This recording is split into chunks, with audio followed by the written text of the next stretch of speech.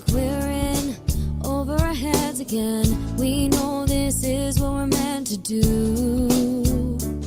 So we wake up, put our feet on the floor, go and conquer the day like a warrior, like warriors. Cause that's what a tribe does. We got your back so you can relax and focus on all the important stuff, like getting your business done. This is our tribe. We look out for each other. That's right, that's right. This is our tribe. We help each other grow in business and life. That's right.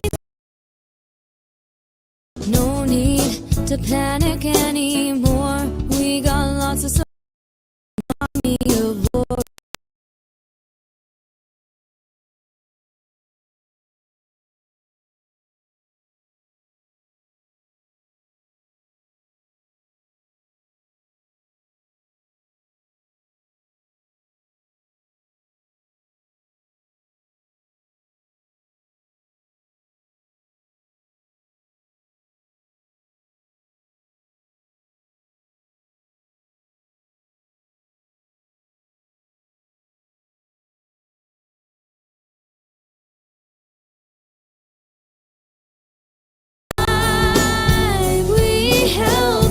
Other grow in business and life. That's right, that's right. This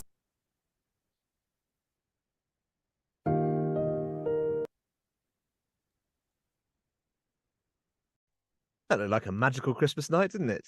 Was that a slight technical foul there, Sondra? Oh my goodness. What a way to start this show. Hello, everybody. It's the Coffee Shop Show for Entrepreneurs. I am James Brown from James Brown Voice, your voiceover with soul, putting a trustworthy voice to you and your brand. And I am accompanied, as always, by my host, Miss Sondra Ray. How are you, Sondra? I am good. Just didn't push the buttons quite as fast as I needed to, but that's okay. It's amazing how many buttons you have to push. My name is Sondra. I am the owner of Get It Done Coaching and VA Services, and I am your goal accountability coach. I help you set your goals, create the action plan, and hold you accountable. And I am super excited about today's topic. Yes, you're saying you have lots to speak about today, Sondra. So, it sets the bar already high, everybody. So expect lots from Sondra today. And thanks everybody for joining us. And we know the topic, don't we? End of year reviews, what needs to go in them, what we need to be looking for, and how useful they can be in terms of setting you up for you and your business for the new year. So let's crack on, shall we? You want to get into it, Sondra? Yeah. I want to know why you think you should do an end of the year review. For me personally, I will be doing one, probably my first proper one, to have a look at what I've managed to accomplish with my goals this year, if I've missed anything, and to plan goals, basically set goals for the next year and how I'm going to achieve those as well. That's my plan. Good start. Awesome. Do I need to be putting more things in there? We will talk about that. I want to hear everybody's why first. Okay, Peter, go for it. Okay. I once heard someone very infamous say, if you don't know where you're going, you don't know how to get there. That infamous person happens to be here in this particular meeting, which is great. And that kind of stuck with me. I think it's stuck with Nastine as well, which is my co-founder, who always seems to be planning as to where we're going and how we're getting there and where we want to go. So I think doing an annual review is just your way of looking backwards to see, have you gotten to where you wanted to be, and how did you do what you did, so that you can better plan to approach your year ahead. And I think it kind of just paves the way like a map. You more or less know what you're capable of. You know the people that surround you. You have a vision of where you want to be, So you can kind of backwards generate that map to your current time. And I think the review helps you generate the future map. So you may be looking into the past going, review the last year, but I think that review helps you generate the map for the new year, which I think is really important, because if you don't know where you're going, you just don't know how to get there.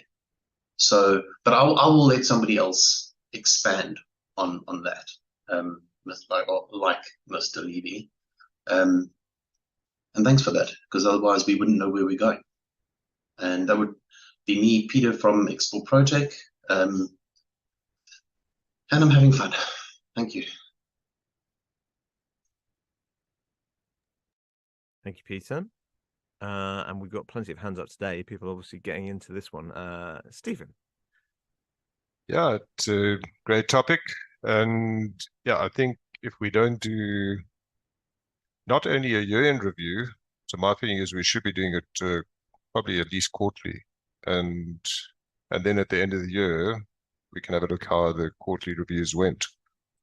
Otherwise, it becomes quite overwhelming reviewing the whole year if you're only doing it once. But that's my personal take on it. But I think it highlights the importance of what Pete said, is having that roadmap at the beginning of the year, because if you don't have the roadmap, what you're reviewing against. So we need something to measure. And it's important, I think, the review, whether you do it quarterly or annually or biannually, it's how it contributes to our growth, and just keep looking to be better than we were and our business was. And we need to keep reassessing the path that we're taking. And then there's a lot of learning in that. And I think that learning is a continuous journey. So it also, just expanding on what Pete said about, is from that review, the lessons that we take from it is what would we do differently next year. Also highly contributes to us setting up our roadmap for the next year. And I think it's extremely important, because we need to know where we're going. Because if you don't know where you're going, how are you going to get there? So it's like I'll end off like the story, which I love, Alice in Wonderland, when she comes to the two paths and she says, the treasure cat's there. And he says, good morning, Alice. And she says, hi. She says, you look worried. She says, yes, I'm lost. I want to not sure which path to take. So he says, well, that all depends where you're going. She says, I don't know. He says, well, then it doesn't matter. You can take anyone. So, yeah. So that's, I think, yeah, reviews, I think, should be constant. And it's not about whether we achieved what we want to or not. Of course, it's important, but it's probably more the lessons that we take from that and what will we do next time. And then the implementation thereof is key. So that's Stephen from Dare to Be, Coaching and Beyond, work with leaders in their businesses or leading others. I adore you, Mr. Levy. Like, all the words. Definitely. I am very big on quarterly reviews. I think if you wait till the end of the year, it's better than none, but I think you're too late, because if you don't do it quarterly, you cannot apply those lessons. Like you said, lessons. I'm very big on the word lessons, not failures. You did not fail. You learned a lesson. If you keep repeating the lesson, that's on you. I've done that. But yes, quarterly reviews are my preference, because you can pivot, you can apply the lessons, you can figure out what resources are working or not working. We'll talk a little bit later about all the things to review, but it's super important. You can make the changes earlier, and it's not a year a year lesson. It's a 3-month lesson. I think that makes it super easier to bounce back from or apply versus waiting till the end of the year. But if you've never done one, end of the year is a good place to start. So I'm always like, something is better than nothing. So if you at least do it yearly, right, for sure, for sure. Mr. L, good evening. How are you, sir? Good evening, Sondra. Good evening, Tribees. I'm good. No complaints at all. I want to liken this topic to your vehicle, your car. If you don't service your car at regular intervals, it's going to break down. If you don't look at the mileage of the car, where am I now? When am I servicing this car so that I can, this car can take me forward? We're looking into 2024 now. If you want your car to take you from this place to another one or back into business, if you want your business to run properly next year, you need to be looking at where have I been? What lessons can I pick up from the year that went by? And I think I love what Mr. Levy said about quarterly reviews, which are very important. And I just want to add, you don't have to wait for the third month to end and then you review. This has got to be continuous. You put petrol in your car all the time. You check your wheels. You don't have to wait for the service for you to check your wheels and all that. So it's very important to always and consistently check. Do a formal one every 3 months. And at the end of the year, you now look at it comprehensively to say, okay, what have I discovered? What have I learned over every 3 months of this year, and for the whole year? And then what do I now have to do because I'm going into a new year? Lessons picked, strong points picked, where you were strong. What can you do to enhance that so that you are stronger? If you had a strategy for sales for this year, and then you realize, okay, I was strong on this point, on this tactic, on this strategy. So you've got to be asking yourself, what can I do more so that I can be stronger on that tactic? Where did I go wrong? What can I correct? Thank you. And this is Lesetja Mokou from Litmok, your business development agency. Thank you, Lesetja. We certainly there are many lessons to learn, aren't there, throughout the year, I think, and how we can take those on and improve on those. Permelia, I hope I'm pronouncing that correctly. You did, yes. Excellent. Absolutely. Oh, I love this topic. And I haven't had an opportunity to pop on to the coffee shop show for a few weeks, so I'm happy to be back. Yes, I think this is so important. I agree with looking at it quarterly. I have to admit, in the last couple of years, I'd say 2 years ago, I didn't really strategically think about doing it quarterly, but last year I did, or this last year, 2023, there was just certain things I was putting into place, and I was like, yeah, really, that's quarterly. That was and I think it's really important for us to review sort of, I like to say, where was I last year at this time? And how much farther I've come. Because we get into I think we get into our day-to-day work and we kind of forget, we feel like we're plodding along sometimes and not quite reaching the goals that we want. But if you kind of reflect back, whether it's the 3 months or 6 months or the 12 months, just as an example, the Healing Institute wasn't even live last year at this time. We had a landing page, but we didn't have an interactive hub that we do now. So that really helps me realize that, right, we have done a lot in the last year. So I think that's it's really a wonderful way to evaluate where, and I do like the idea of not waiting. I was making notes and I was like, okay, the end of March, the end of June. It's like, no, we don't have to wait till the end.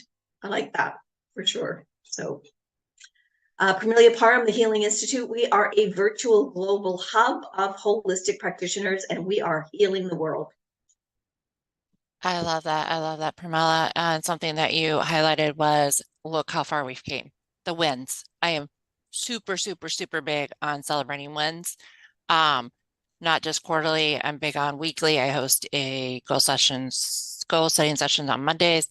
And we start with wins. I don't start with your goals for the week. I want to know, what are you winning at? Because in the business world, one, it can be lonely, and two, people don't celebrate each other's wins. So you need to celebrate them. If they're big wins, yeah, but the day to day, several people were, I made it through last week. That's a win. You're here, you're breathing, you're talking. It's a win. We are, of course, in a crazy time in season right now with holidays and everything. So yes, making it through a week. Most of them had littles, so I totally 100% understand that. And with kids and such, that yeah, making it through the week. Some of them are about decorating and stuff. So yeah, those are wins, and celebrate those wins. Those help us remind us how far we've come. I'm going to skip around. I'm going to let Mikey go. Go ahead, Mikey. Thanks, Sondra. I wonder if everyone can hear me. Sounds okay? Great, thanks. Yeah, I love this topic, and I will put a little spin on the twist or on this topic, and kind of touch base on what Peter was saying. I am supportive of quarterly or annual reporting or review. However, as you grow or get larger in size, you have to be very careful that it doesn't turn into an exercise where everyone is driven just to make it look pretty and as though it's always been a good run or positive run, and growth, especially growth. And I think especially when you start getting staff and you're having benchmarks or investors, importantly, if you're having investors in your company, it's very easy to sort of review or provide quarterly reviews or reports that can inflate the success of one's company. So keeping it real is what I'm getting at. It's very key and very vital, very important to keep it real and not fall into, which is very easy to do, fall into that lure of inflating your successes for more than what they are, because that can actually have detrimental and create a false picture of your company. And you could end up making risky decisions if you think your financial position is stronger than it actually is, because people in the financing side of it, or if you had it, that part of the report or review compiled by those who are just trying to influence the values to be extremely positive, it can have detrimental effects on decision making if the report or review is it's not truthful. It has to be truthful, and keeping it real is the very, very key importance for me on that. And I think we live in a time where it's so important to be successful and growing and all doing well and happy, and that it's difficult to if you're not meeting your targets or if you're not reaching your goals, there's nothing wrong with that. And I think that's where the honesty in the reporting needs to be. And if you're not, be upfront about it and be honest, because then the decisions that get made moving forward can address that or look at it in a different perspective and pivot and so forth. But false positive reporting or reviews can have a much more devastating effect. But yeah, that's my little 2 cents worth there. Thank you, Mikey. Let's move straight on at this point. Back to Peter. Oh, awesome. I don't know if anybody here has ever experienced an allergy, and one of the first things that a doctor will tell you when you go in with an allergy and they can't quite find out what the root cause of the allergy is or what it is in your environment that you are allergic to, that one of the very first things they will suggest is keep a diary. And you take notes of what you do during the course of the day, and then over a period of time, you will notice a pattern, and it then becomes easier to find out what is that one thing that you are highly allergic to. I know Mikey would agree, he knows this space really well.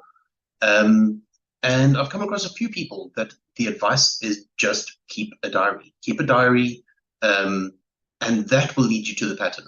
And I think that's what you do when you are in a space where you're doing quarterly reviews. The whole idea is to document, and like Mikey said, in a truthful and keeping it real way, is to document so that you can find the pattern. Because once you've found the pattern, that's what gives you the abilities to make the decisions. It gives you the ability to make the financial decisions. It gives you the ability to make the choices on which direction to go, where, like Lesetja said, where to improve on your strengths, where you know that you are weak.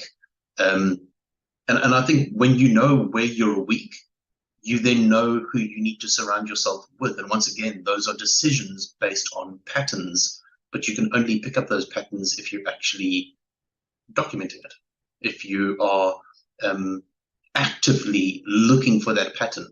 And by the time you get to the end of the year, if you picked up on those patterns, that annual review just becomes where you accumulate all of those patterns into one space and start making those really big decisions. So I think it's really important that we understand the purpose of what it's actually for. And I think where Mikey stepped in, where it starts becoming, your brand starts growing, your business starts growing, and then you start pulling the wool over your own eyes, and it gets to that point where you have to look successful. I think that's where we've got to be really careful, because then I think we're missing the point of what an annual review or what the quarterly reviews are for. It's for building strength. If you're faking it, then you're crippling yourself 100%. So I completely agree with Mikey. So I think my final words are going to be what Mikey said: keep it real. I love that, Peter. Two things. One, yeah, if you're not keeping it real, and like I said, if you're repeating the lessons, the only person to blame is yourself. You own the business. So if you're not applying those lessons every quarter or yearly, then that's on you. That's not on your team. That's not on your investors. That's not on anybody but you. I'm very big about keeping it real. I've seen behind the curtains of people that do not keep it real, and yeah, it definitely is not pretty. Secondly, that's actually how I tell people how to figure out what to outsource, is by just keeping a diary for a full 3 to 5 business days and write everything down and then look at patterns. And I have a whole method for it, but it is actually, I know of at least 3 people. It's saved them from hiring the wrong people and outsourcing the wrong things. I actually talked myself out of a job with one client. They're like, "You're not the right fit." I'm like, "Great. I want you to find the perfect fit." So, but it is a method I teach. And yeah, the easiest way is to keep a diary to figure out what you outsource. There's a couple other things to that. But yeah, it has definitely been the easiest way for people to figure out, like, what do they need? Because people will be like, "I need a VA." And I'm like, "Well, what do you need a VA for?" Like, that's a very generic statement. There's like a gazillion different VAs. There are the perfect fits. I was just singing praises of Miss Somerville this morning. A client from 6 months ago that I connected with her, it called me on the phone and was like, "I'm so grateful that you connected me in Somerville." So I was like, so I told Somerville, I told the tribe. But yeah, I love that, because I had figured out what she needed, what that fit was, and super grateful that that has worked out. Mr. L, come on in. I am going to change the question. I'm going to let Mr. L go and Mikey, and then we're going to change the question. Go ahead. All right. Thank you for not changing the question while I raised my hand. It actually helps. Peter spoke about patterns. And I know most of us have seen the lie detector test. It forms patterns that ultimately tell a story. It actually tells a person whether they are being truthful or they are lying from those patterns. So if you want to know where you are going, if you want the truth about your business, you need to follow the patterns. I mean, for me, it's as easy as that. And Mikey mentioned the, making this reviews and others task where you're pulling your hair, you don't know where to go. And look, if you are an individual or a few people, you can actually, for me, it's easy to do it, because you're doing it for yourself, you're doing it by yourself and on yourself. But where it starts to grow and it becomes, let's say, a corporate company, do it by department. You've got to break it down so that it makes sense. Otherwise, you cannot, as a CEO or whoever, be able to do reviews about the whole business. It needs to go through departments, and then you do the head office, call it the head office review, where you like comprehensive one where everybody else has brought it to you, and you're able to have a view on how is everybody performing.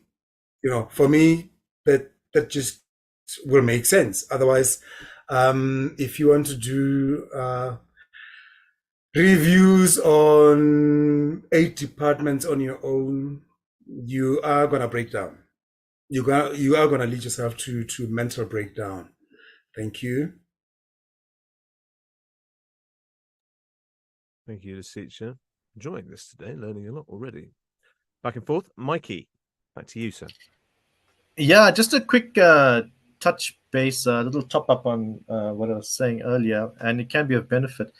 And Peter and I had this nice chat some time ago, I think even Stephen, is perhaps consider, I think when you're small, perhaps consider someone you trust, someone you can look to rely on to help you with these reviews or reports or review, especially when you're smaller in size, to give a clear, unbiased, and ideally they're not in the company. They can give you a perspective of what your position is or where your company has gone in the quarter or the year, and give you an honest, hardcore feedback that, hey, you've from what you were last year to this year, great, you're doing well. Or maybe if it's not the case, they can tell you. So sometimes I think when you're very small, you can keep it to someone you know and save costs. But I think when you grow and get bigger, then you probably want to outsource that service and have a professional company. Hey, but even then too, you have to be careful because you pay them. They also tend to try and make the reports look pretty. They also themselves, because they want to keep the business with you. But you just have to trust the entity that you rely on to do your review to be as hardcore and let it be taken or done from an eyes perspective that's outside your company. So it's a little 4 cents worth there. Eh? Yeah. Mikey, I don't think you introduced your company. Every time I get this wrong, I get it wrong at all the different meetings. It's okay. Go for it. Every time. All right. My name is Mikey Guness. I'm from Clinicon. We are clinical consultants building your clinical research capacity. I love that, Mikey. Yes, having an outside source come in can definitely keep it real, and you want somebody to keep it real for sure. So actually, that was my next topic or next question. What do you review? I have definitely thoughts on that, but what should you review? A lot of people think it's just, numbers. I disagree with that. So what should you do in your review? What should you cover? Mr. L said departments, definitely, but there's more to it than that. So I'm gonna let people speak before I give my 2 cents, because I definitely have a large 2 cents on this one. Go ahead again, Mikey. I'll beat you to it, Stephen. I actually enjoyed tonight's discussion, guys. I'm enjoying this one. I could go on and on, but let me not be, too much. But actually, this is such a key one. And I throw it back. It's actually something I learned from Stephen in combination with my studies. And it's about the values and goals and objectives but the values, what your company stands for. That, I think, is the number one key review that needs to be looked at. Your values, and ensuring that yourself, your staff, everyone is still aligned to your vision, your goal, your values. And I think I keep saying values because that's the core, whether your business is doing well or not. If your values are intact, you will survive. You will get through it. But if you find that staff's values or their opinions on how things should be as losing alignment to what the company's values are, your values as the owner, then you need to address that problem as soon as you can. Either be it retraining, or maybe the individual may not be the right person for the position, and you could look at shifting them around or something. But ensuring that the values of your company is holding strong, I think is the number one thing that needs to be reviewed every quarter or annual. Yeah.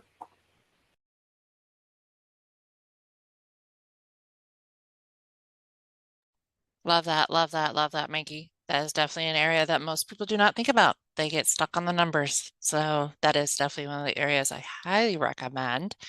Mr. Levy, I think we have some similar thoughts, I bet, but I'd love to hear yours.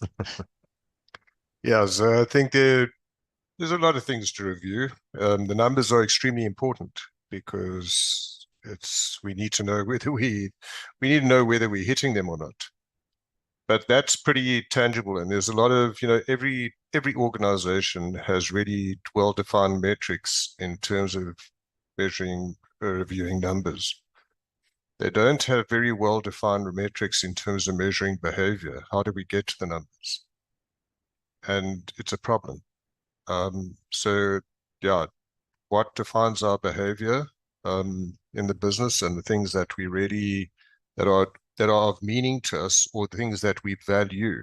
Exactly what Mikey said is our values. Our values are the things that define our behavior, they define our decision making, or they guide our decision making in terms of where we're going in alignment with what our business stands for. So these are things that should seriously be measured, and it can be done in various ways. And I think one of the greatest tools for that is feedback. But then you have to have open communication.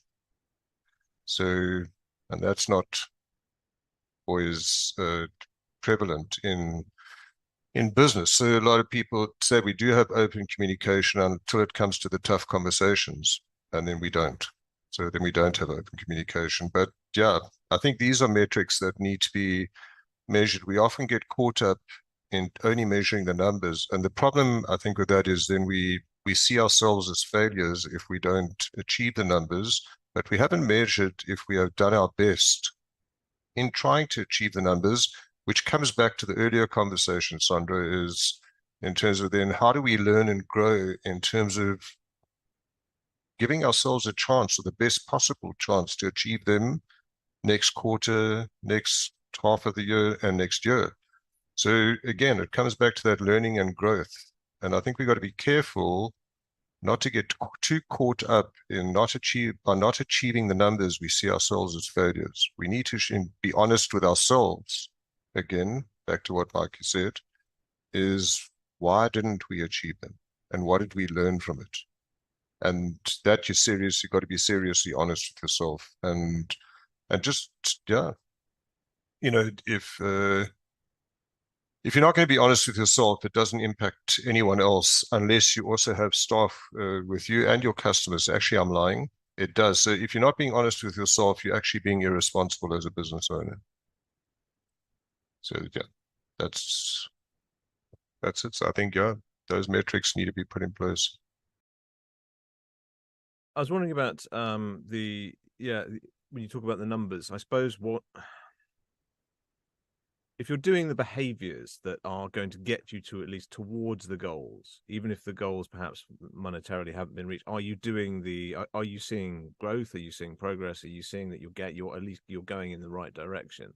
That must be something that you can take heart from, even if you haven't perhaps, we can all overestimate where we want to be perhaps, or what we expect, how we expect to get there. But if you are seeing that your behaviors are producing the results, tangible results, then more of that. I suppose I've heard this phrase from another organization about rhythmic acquisition of customers, and that's repeating behaviors that allow you to get to that stage, basically. And I will move on from there to Peter. I just want to take a very small moment before Sondra, the queen of this space, ladles us with her 2 cents worth, because like she said, it is a big 2 cents. But when I see a student step into this space and learn from the people around them based on the values of the space that this has, then that for me is basically more than a quarterly review. It's showcasing me every single time that if we do uphold the values of a space and we make our decision, I mean, in our space, we've actually, I know in a lot of spaces they have their values and then they have their rules that you have to adhere to, and they separate them. The values is just a statement that they make, that they go, oh, we believe in this, these are our values, but it doesn't mean anything, because then they have to have a set of rules that you have to abide by. But whereas in this space, we've taken, the rules don't exist. The values are there to guide how we behave, how we treat each other, what we do, how we interact with each other, the type of people that need to be in this space. So when I sit back and I see a student step into the space and go, this is what I learned from Mr. Levy, and this is what, and I see people learning from each other, then I know that that was the right choice to make from the very beginning, where we adhere to our values. And people that have been in our space for a long period of time, almost living out those values, and people that are coming into our space are becoming part of that system instead of trying to figure out how to work around it. They become part of it, and it becomes this natural space where it just works. So I think in my annual review, where I look back at the quarterly reviews, I'm going to be looking at, do we need to change anything in this space? Is what we're doing, is it working? How is it working?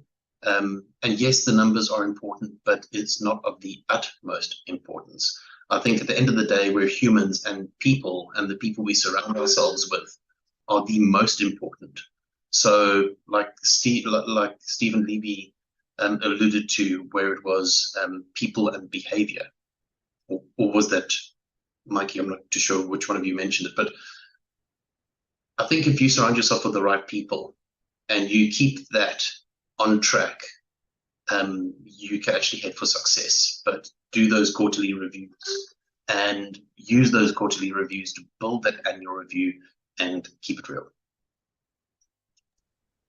I love that. I love that, Peter. Before I forget, shout out to everybody on YouTube that's watching this live and chatting with me over there. I have a tendency to forget that part. So definitely that. Yes, definitely the space you're in. So one of the things that I do ask people to review is their communities. What are you in? Why are you in it? Is it still serving you? Are their values changed?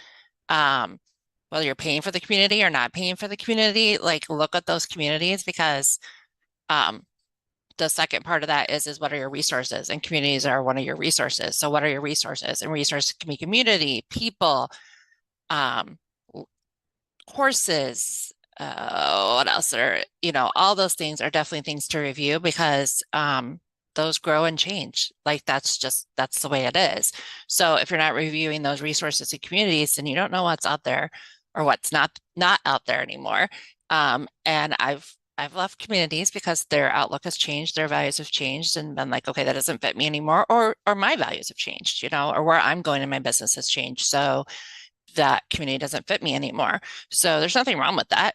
Change is change. So making sure you review those things, and people pay for things and never use them. Like there's a whole thing on all of that.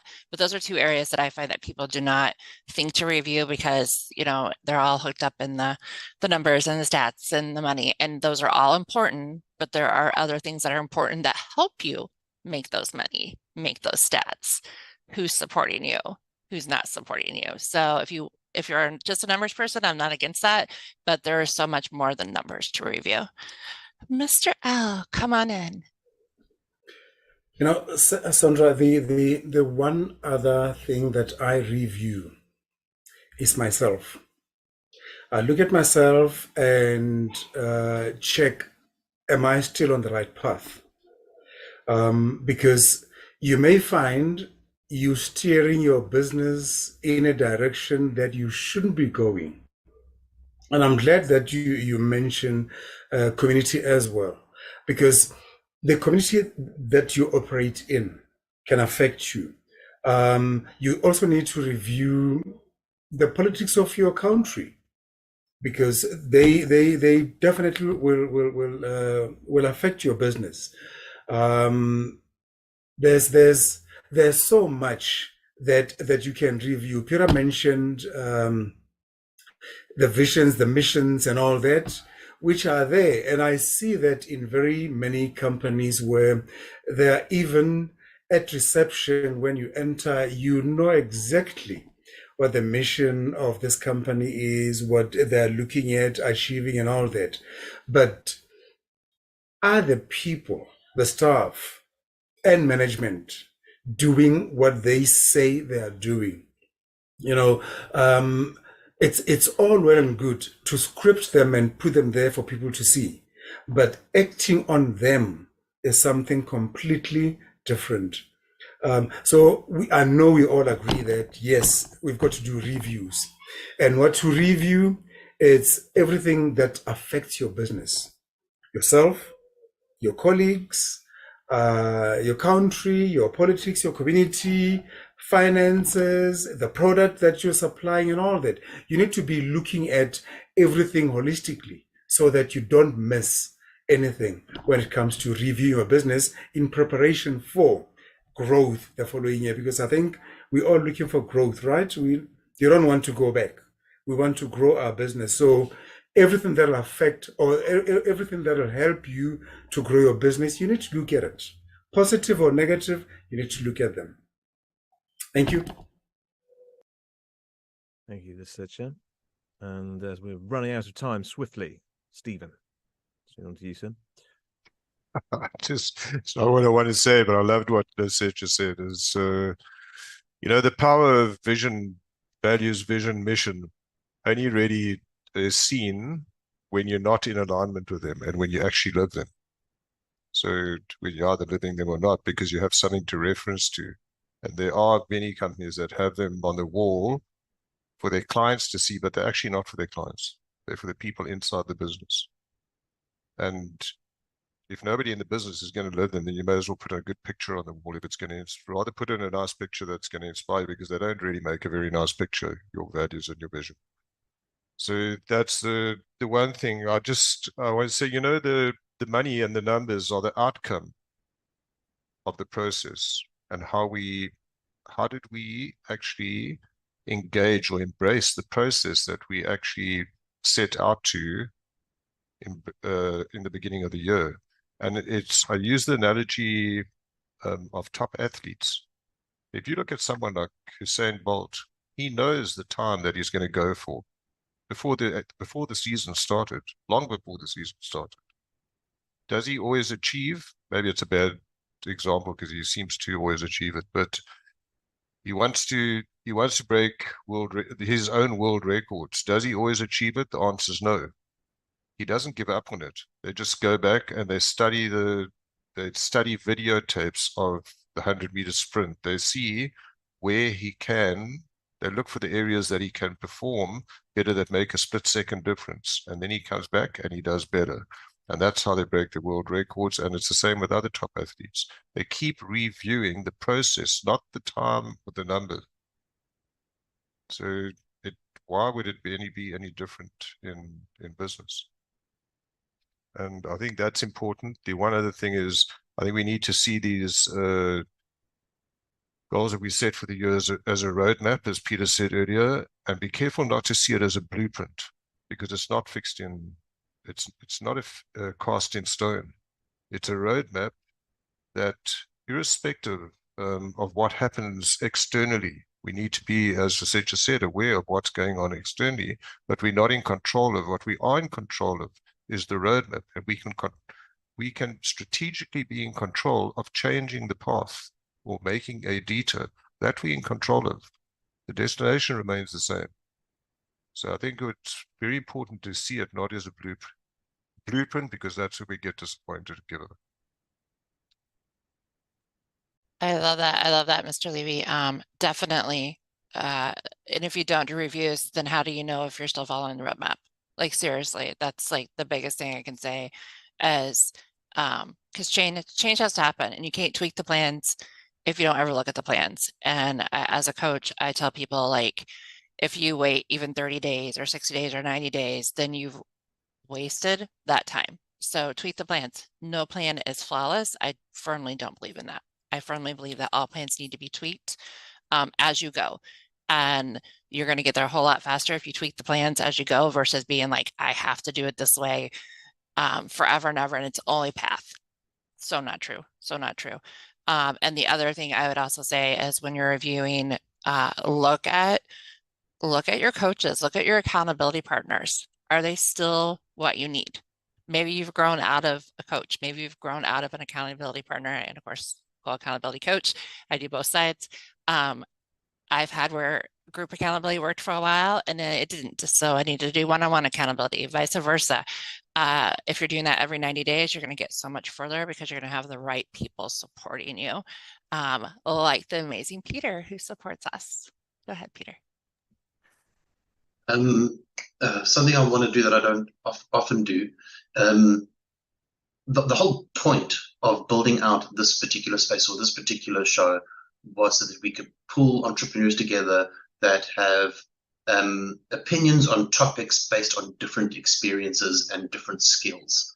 And the whole point is to put those people in front of you as the audience, where if you may be battling with the same issue or the same problem, that you can hear from a panel that have come from different perspectives and they talk about one topic. And the whole point is that there are people in the space that specialize in exactly that. They specialize in the goal setting. They specialize in the quarterly reviews. They specialize in the coaching thereof. They specialize in, so putting these people in front of an audience is to make it easier for the entrepreneurs that are out there. That's kind of the point. We wanted to find the problems for entrepreneurs, discuss those problems, create solutions, and present those solutions to the audience to make their lives easier because we can. So, Sondra, I know that your week coming up, you're actually dealing with this exact topic. Can I just ask you, I know you're running the show, but can I ask you, can you just tell us what you plan on doing within the next week? And then can we put a link to that in the description so that the audience that we're talking to can go, well, yes, maybe that's me, I'm battling with that, that they can actually get some help with that? Sure. Tomorrow's workshop, Tuesday, is at 7 p.m. Eastern time. So I know the time zone thing is a little tricky. I will encourage people to still sign up because one, I'm going to put a replay, and two, the workshop is how to do a quarterly review. So flat out, it's a workbook. It's a Google folder that has not just a work, but it has spreadsheets. It has resources. And when I teach quarterly review, I don't just teach about your business. I do goals on both sides, personal and business. So we're going to talk about how to review your personal and your business. So the workbook covers both areas. I'm going to put out an offer tomorrow that I have yet to release to anybody. So I'm super excited about that.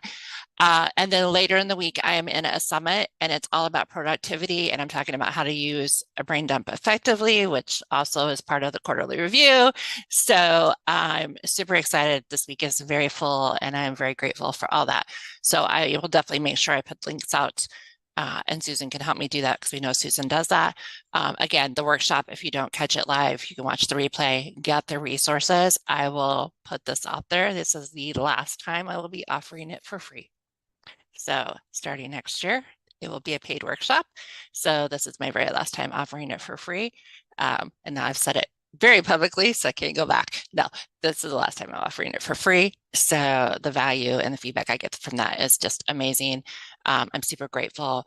We talk about how to review community resources, coaching, the numbers, all those different things. It's a nice, neat workbook that you get to work through and a whole bunch of resources in that. So I'm super grateful. Thank you, Peter, for letting me talk about that. James, do you want to help us wrap up? I knew this one was going to go super fast for me. So thank you for keeping an eye on time. It has, isn't it? Do we have any last thoughts? I suppose we've got like just 5 minutes left, or we're gonna call it right there. What do you reckon? I guess that means we're. Oh no! Look, Mikey's coming in just at the very last second. Okay, Mikey, give us like 3 minutes. I'll be minute, short whatever on you that. got, mate. Just a quick one, and it's for the audience, the benefit for the audience, and for us as a group. I'm going to echo a little bit on Stephen and what Sondra was saying about the reviews and be it quarterly or annual.